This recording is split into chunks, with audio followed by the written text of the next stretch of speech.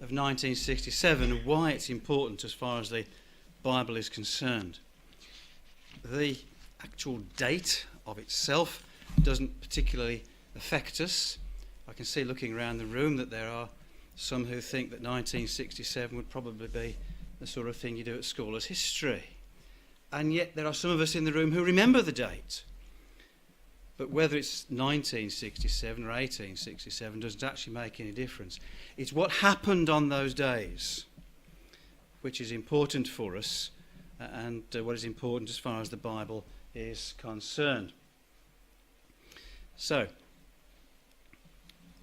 would you turn with me, please, to Genesis and chapter 15. Promises were made to a faithful man called Abram, recorded in different forms in a number of places in Genesis. But we're just going to pick on one of them, which is Genesis 15 and in verse 18. So this is the God of heaven speaking to this faithful man Abram. And we read then, in the same day Yahweh made a covenant with Abram, saying, Unto thy seed have I given this land, from the river of Egypt unto the great river, the river Euphrates.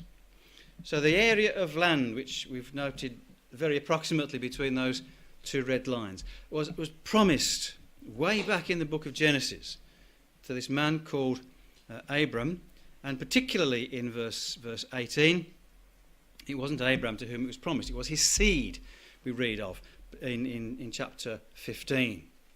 So the seed of Abram that we now know as the nation of Israel or the Jewish people were promised that land. Now would you come with me, please, to Hebrews and chapter 11. Because we find there, although Abram and his seed were promised the land,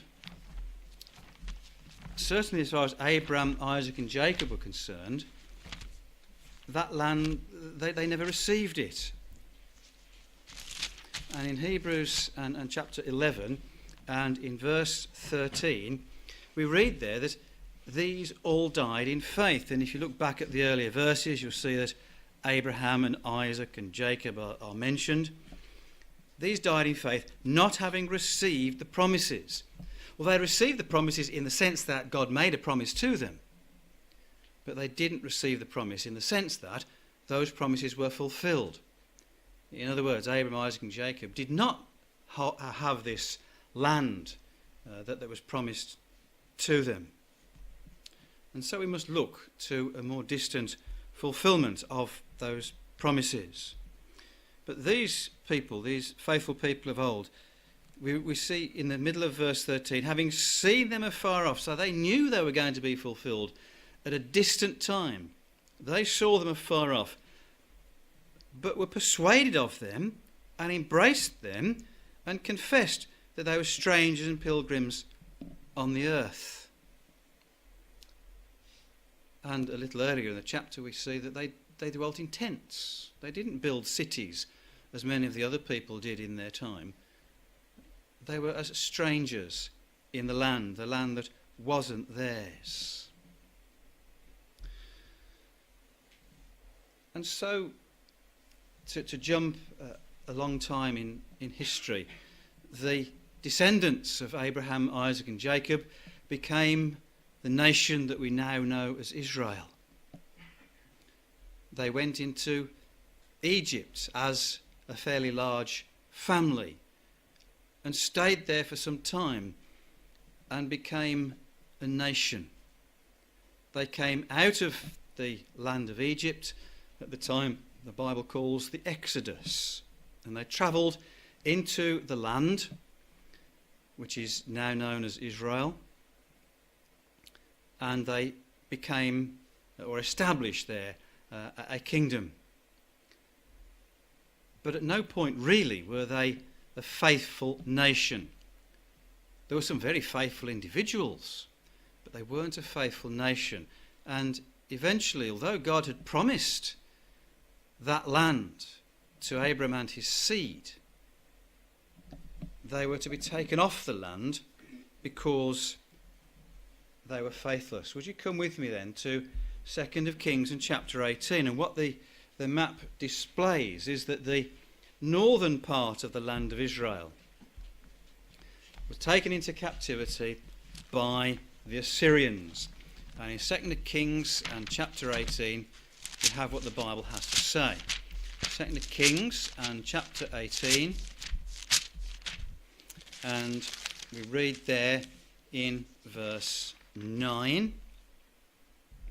It came to pass in the 4th year of King Hezekiah, which was the 7th year of Hoshea, son of Elah, king of Israel, that Shalmaneser, king of Assyria, came up against Israel and besieged it.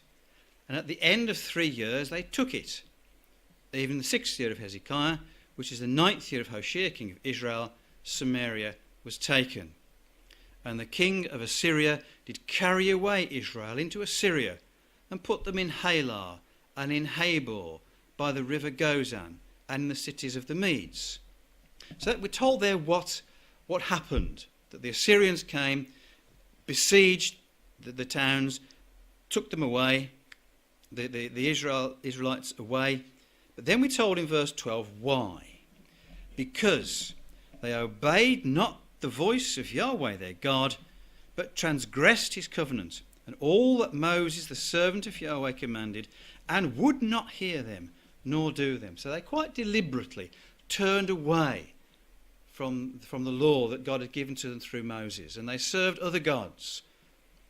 And eventually, after sending many prophets to the people, God had had enough and took them away at the hand of the Assyrians into the Assyrian Empire. But that's just the northern kingdom. If you'd come to, wrong way, 2nd of Kings 25, we find the same thing happen to the southern part of the kingdom called Judah. And in 2nd of Kings 25, we read that it came to pass in the 9th year of his reign, the 10th month, the 10th day of the month, that Nebuchadnezzar, king of Babylon, came, he and all his host, against Jerusalem, pitched against it, built forts against it round about. The city was besieged to the 11th year of Zedekiah. And then you can read the rest of the chapter and you can see that the southern part of the kingdom, Judah and Jerusalem, were taken into captivity by the Babylonians. And so there are very few Israelites left in the land. But in the times of Ezra and Nehemiah, some of them went back, and fairly obviously at the time of Christ, there were a good number of Jews back in the land. But it wasn't to last long. Come with me to Deuteronomy and chapter 28. Although we're going right back into the law of Moses and the things that Moses said just before the children of Israel went into the land, chapter 28 is an amazing prophecy of what was to happen to them. And I just want to pick up in particular verse 63 and onwards. And we read there in verse 63 of Deuteronomy 28, "It shall come to pass that if Yahweh hath rejoiced over you to do good and to multiply you, so Yahweh will rejoice over you to destroy you, to bring you to naught, that you should be plucked from off the land whither thou goest to possess it." Remember, they hadn't got there yet.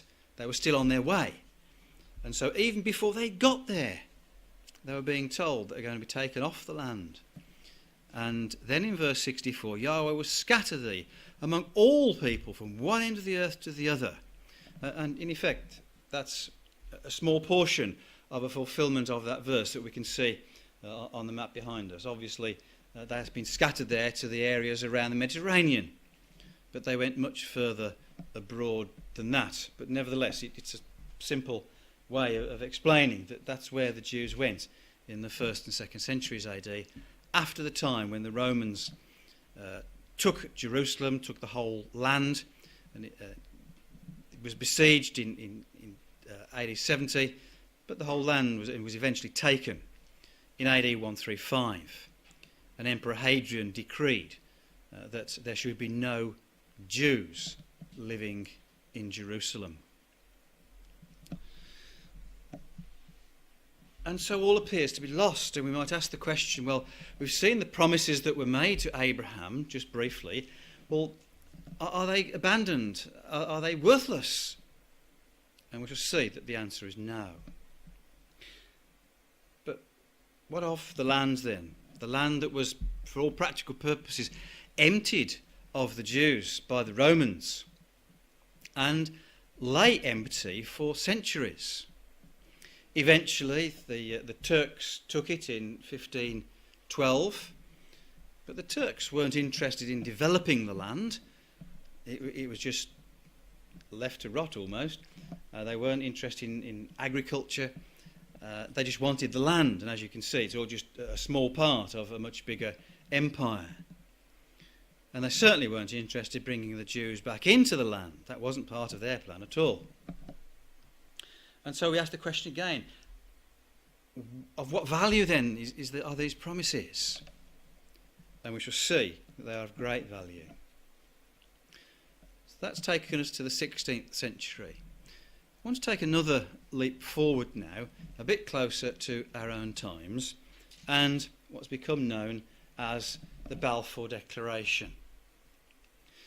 And the first part of that, or part of it says, His Majesty's government view with favour the establishment in Palestine a national home for the Jewish people, and will use their best endeavours to facilitate that this was going to happen. So the land had become known as Palestine, although many of us now know it as Israel. That isn't what the Arabs want to call it, of course. They still refer to it as Palestine. But there is the document that set in pace a number of events whereby the British government wanted to establish a homeland for the Jews in the land of Israel.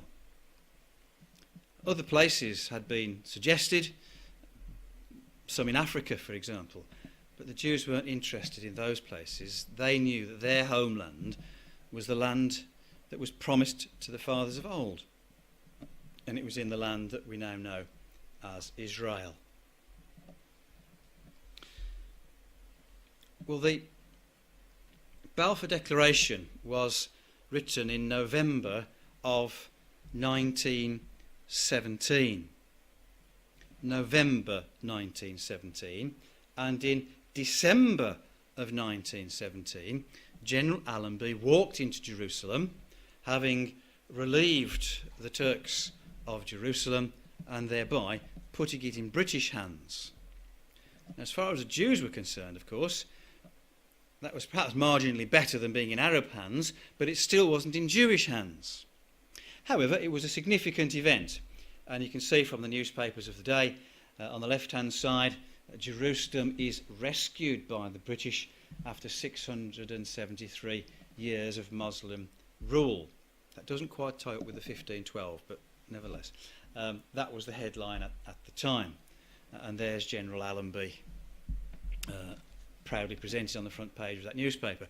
But just notice the language, rescued, does it say British? Rescued by the British. Obviously realising that it wasn't good that it should be in Arab hands. But anyway, and you can see from the headline of what was then the Daily Sketch, the Holy City in British hands. And at the top of the page, Allenby enters Jerusalem today. So it was a significant event. And remember, that was in 1917. And so what the First World War did, amongst other things, was to drive the Arabs out of the land of Israel. But there were then remarkably few Jews in the land of Israel. That had to wait until the Second World War, when Jews, principally of Europe and Russia, had such an appalling time that they were only too glad to go into the land of Israel. Meanwhile, the United Nations is debating this issue of where the Jews should go. And UN Resolution 181 came up with a partition plan. In other words, that the yellow bits were to be an Arab state, and that the orange or brown bits would be a Jewish state. And to the world in general, that no doubt seemed a reasonable compromise. That wasn't how the Jews saw it, however, because the promises that had been made to them by not only the God of heaven, but the creator of the heaven and the earth, he who can dispense with the earth and how he sees fit, said that that land was to be theirs, the Jews, not the Arabs. And so it was never going to be other something than a halfway house. That was in 1947. In 1948, the State of Israel was established. And you can see there the State of Israel is born, is the headlines. But you can then see some small print, which you probably can't read. And then underneath that, just notice that little headline, Egyptian Air Force Spitfires bomb Tel Aviv, one shot down. On the very day that the nation was established, they were under attack by the Egyptian Air Force. We might ask where they got the Spitfires from, but nevertheless, they were under attack on the very day that they established themselves as a nation.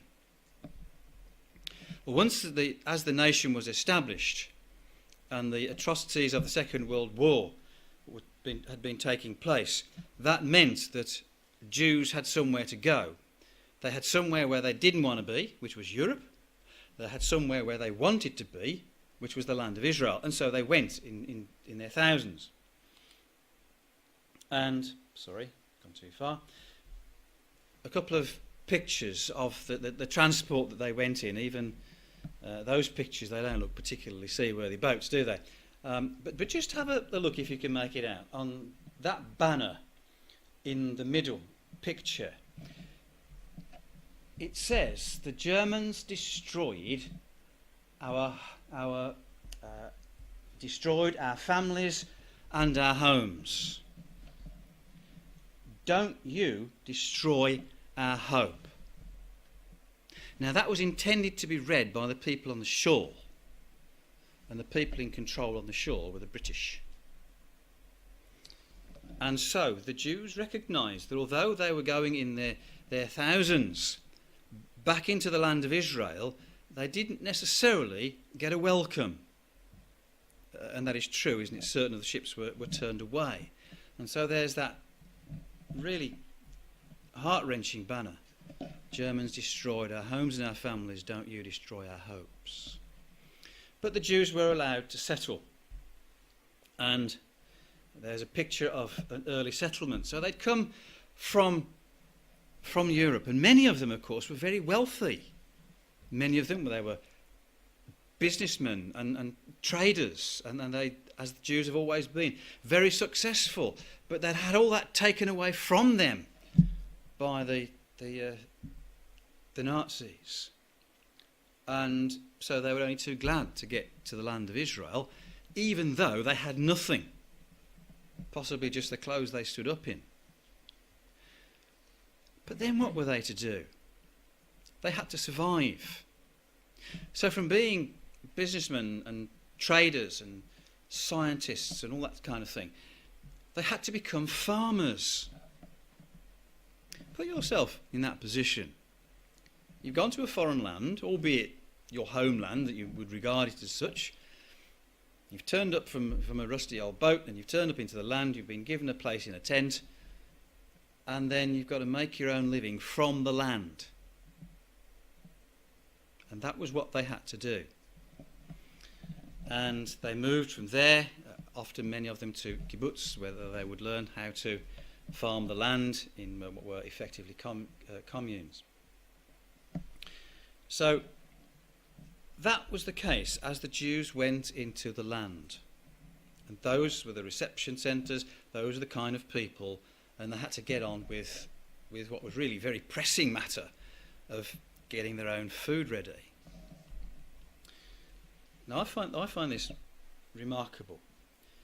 Just 17 years later, Israel was attacked on all sides, and we've come now to 1967. So from a people who had nothing, a people who had to concentrate on farming, 17 years later, not only were they attacked on all sides, but their response was astonishing. On the left-hand side you can see a picture of an Egyptian aircraft, and it's fairly well documented that the Egyptian Air Force was destroyed on the ground.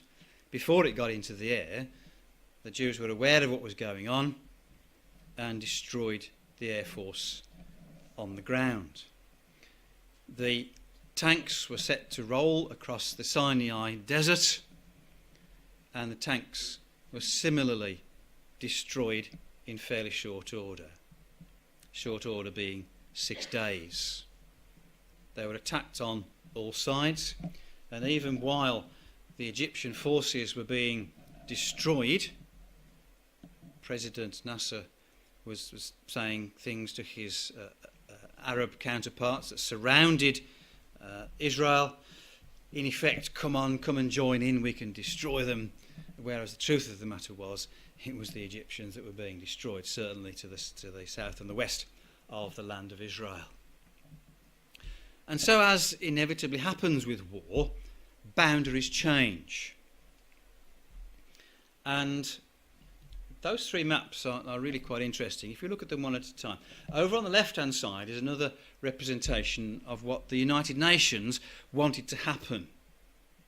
Not that it ever did.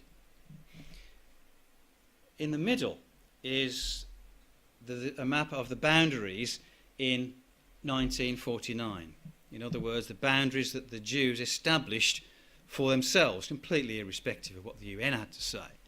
Those were the boundaries that they took at that time. Then over on the right-hand side is the consequence of the 6 Days' War. And what is particularly interesting, there are 2 areas, or 3 areas of interest on the map. Up in the north is the Golan Heights, and the Golan Heights are still in Israeli possession. And the reason that the Syrians don't like that in particular is because from the Golan Heights you can see straight into Damascus. And what's more, you can fire your rockets into Damascus from the Golan Heights. So whoever possesses the Golan Heights is in control of that part of the land. And then in the middle we can see what the world knows as the West Bank, which is to the west of the river Jerusalem. So it's on the west bank of the river Jordan. It's on the west bank of the river Jordan and included Jerusalem. Further south we can see the Sinai Peninsula, and although the Jews took the Sinai Peninsula, they actually handed it back to the Egyptians in a peace deal. So the area then that's of particular interest to us is the West Bank and Jerusalem. And first of all then we want to consider the West Bank. The world knows that area, that's that pale brown there, as the West Bank. The Bible doesn't call it the West Bank. The Bible calls it the mountains of Israel. And there are 1 or 2 places there where we can see that the mountains of Israel are mentioned. But I particularly want to look at Ezekiel 38. Can we go there? It was a passage that we read.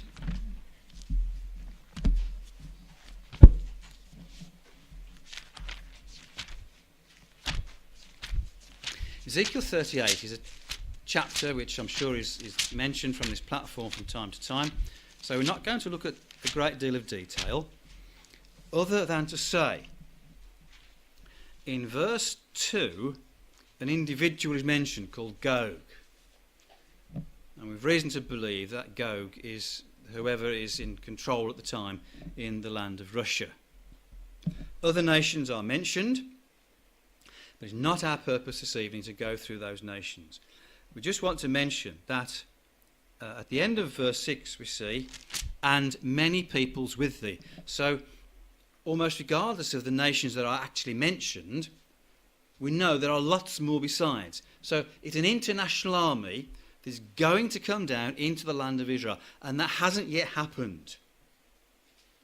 So we're now at the time where the Jews have taken the land, and Particularly, they have taken the West Bank, or the mountains of Israel. Now, just come with me, please. We've just glanced at verse 6, to the many people with thee. And then we read in verse 8, after many days thou shalt be visited, and in the latter years thou shalt come into the land that is brought back from the sword, that is gathered out of many people, against the mountains of Israel, which have been always waste, but is brought forth out of the nations, and they shall dwell safely, all of them. There's an awful lot of detail in these verses that is truly remarkable. First of all, we look at that phrase, the mountains of Israel. The mountains of Israel are immediately to the west of the River Jordan, and as we said, are known in the world as the West Bank. So, if we were to put that in today's language, then Russia is going to come down onto the West Bank. But just look at what else we read. Now, although it's addressed to a land, it clearly means the people. Thou shalt come into the land that is brought back from the sword. So has been warfare. Gathered out of many people. Well, Israel have been scattered to the four corners of the earth, and they've been brought back. And we can see today that there are many Jews in the land of Israel that have come from all over the world. And that process is going to continue.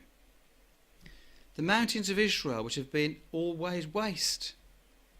And really, from the time that the Jews were taken off the land in AD 70 and then 135, it was waste. Until the Jews went back in the land. Until the Jews put their backs into the agriculture of the land. And when God blessed them with the rain and the bringing forth of the produce of the land. So, these people that have been brought out of the nations, so Israel gathered from all over the place into the land, a remarkable detail.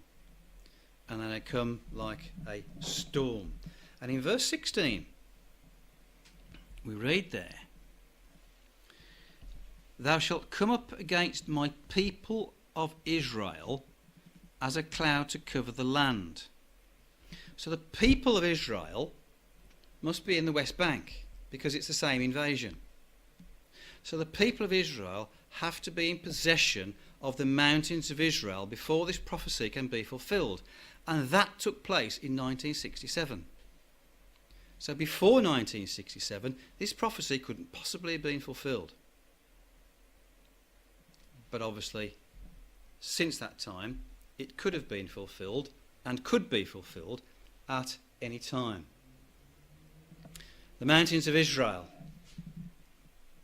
We can see that it's a beautiful place. It's a land which will be overrun with armies.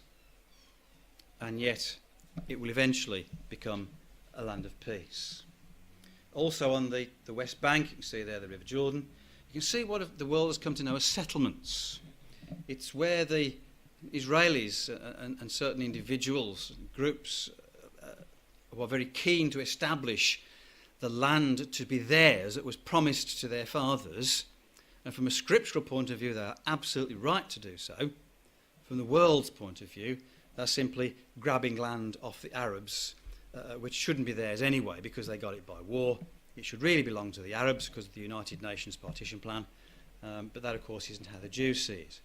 As far as the Bible is concerned, people of Israel should be in the mountains of Israel. It was the land that God promised to them. And if the world doesn't like it, well, that's just too bad for them.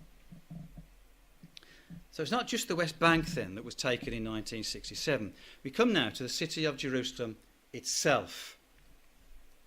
And some interesting characters in these pictures. We understand this wasn't the actual taking of Jerusalem. This was a photo opportunity that was taken some time later. But nevertheless, look at those three individuals in the centre picture. The right-hand side there. IDF Commander Narkis, Defence Minister Moshe Dayan, and Chief of Staff Yitzhak Rabin. And the latter two, from time to time, have been prime ministers of Israel.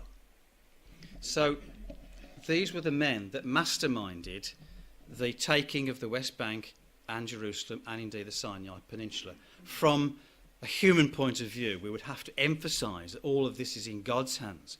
And if he determined that his people of Israel would take that land that he promised, then it is he that is in control. But humanly speaking, these were the men who masterminded it all. So when you think of the various deals that have been on offer from various American presidents, various sort of land for peace and giving part of the land back to the Arabs, when these people were the prime ministers, it was never ever going to happen. They had fought for that land and they weren't ever going to give it back.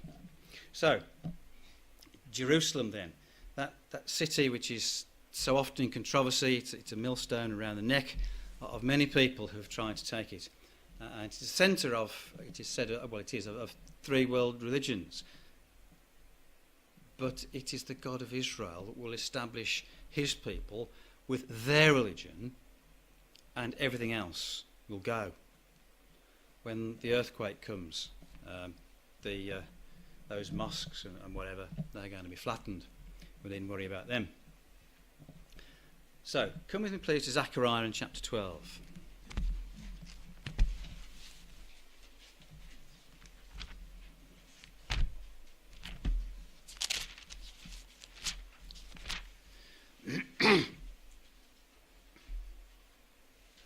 Zechariah chapter 12, and there's a phrase that recurs in Zechariah 12. It's in that day.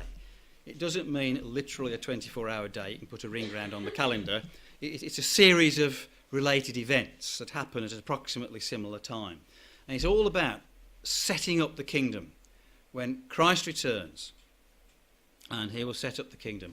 And in verse 7 we read there that Yahweh will save the tents of Judah first, and Judah is the people that are in the land of Israel, that the glory of the house of David and the glory of the inhabitants of Jerusalem do not magnify against Judah.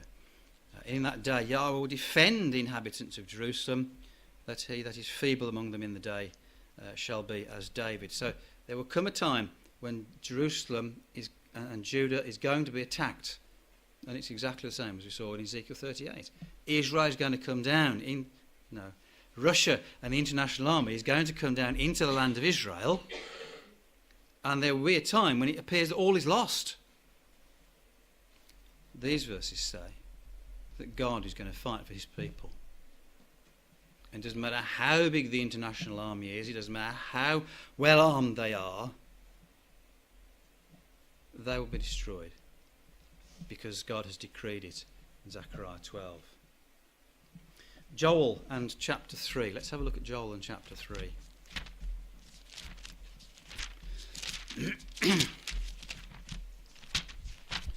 Joel and chapter 3. And in the first couple of verses of Joel and chapter 3, we read there that, behold, in these days and that time when I shall bring again the captivity of Judah and Jerusalem. And bring again means to release. It doesn't mean they're brought captive again. I will gather all nations, that multinational army that we saw in Ezekiel 38. All nations, and bring them down to the valley of Jehoshaphat, which is by Jerusalem.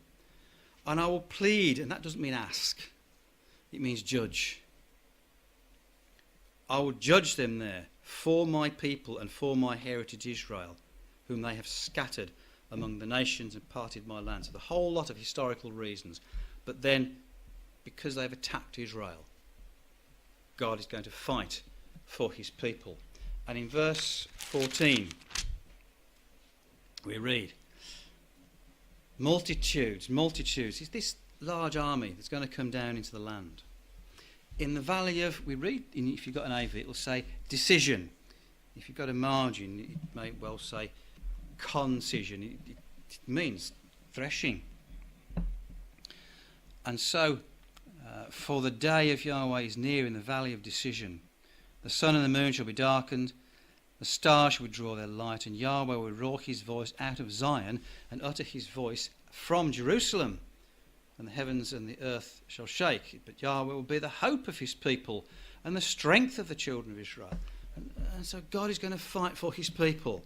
So there's another passage there that says multitudes and multitudes in the valley, really would be better rendered the valley of threshing. And we're not going to go there, but Revelation 16 describes the battle of Armageddon, which is a heap of sheaves in a valley of judgment. They're going to be threshed, and that's exactly what Joel is describing. But none of these things could take place until the Jews had taken the West Bank and the Jews had taken Jerusalem. And that all happened in 1967. So, why then was 1967 important? We've just said it gave Israel two key things as far as prophecy is concerned: the West Bank, or the mountains of Israel, and Jerusalem. And so until these prophecies could be fulfilled, it could not be the case that Christ could return, because Christ returns at that crisis as far as the world is concerned. But these armies can now come down into the land of Israel. Therefore Christ can come. He can establish the kingdom. He can take the land away from this international army and can establish again the Jewish people in the Jewish homeland that was promised to the fathers. And so what we have then is the fact that the scene is set. So what happens next then is the return of Christ to establish God's kingdom upon this earth, and how we hope and we pray that that day will indeed soon come, and we hope and pray that we can be with him in that victorious time.